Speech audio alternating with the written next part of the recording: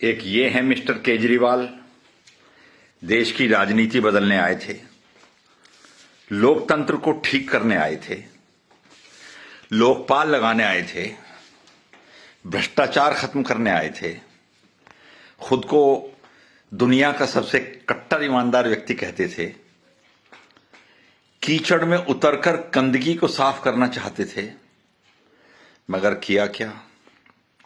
अब आप तो कहेंगे कि आप तो मोदी भक्त हो और वो क्या कहते हैं अंधभक्त हो आप तो ये कहेंगे। मगर भारत में राजनीति करने वाले हर व्यक्ति का स्वच्छ और स्वस्थ मूल्यांकन तो करना पड़ेगा ना। 10 साल के अंदर सोनिया गांधी के द्वारा नियंत्रित मनमोहन सिंह सरकार के खिलाफ जो जन आक्रोश का एक प्रेशर क्रिएट हो गया था, उस प्रेशर पर सवार होकर 10 साल की मनमोहन सिंह सरकार की अव्यवस्थाओं के खिलाफ, भ्रष्टाचार के खिलाफ, धन विदेश भेजने के खिलाफ, घोटालों के खिलाफ देश को सुधारने और भ्रष्टाचार को दूर करने आए थे ना आप। मगर चुनाव लड़े बनारस जाकर नरेंद्र मोदी के खिलाफ, जवाब मांगा गांधीनगर गुजरात में मोदी के घर जाकर। कहां गया आपका जन लोकपाल? विदेश जाकर मुस्लिम देशों को नरेंद्र मोदी आएगा तो भारत को हिंदू राष्ट्र बना देगा, ये डर दिखाकर वहां से चंदा वसूल कर लाए।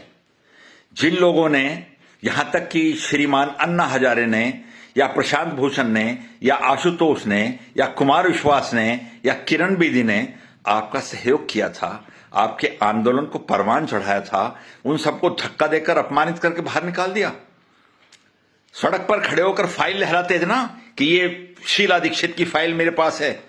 कहां गई वो शीला दीक्षित की फाइल? और इंतहा तो ये हो गई कि वो पैसे की भूख सप्ताह आते ही उभर कर सामने आई। शराब घोटाला, क्लासरूम घोटाला, दुनिया भर के घोटाले और शीश महल। 2-2 करोड़ के पर्दे लगवाएंगे आप।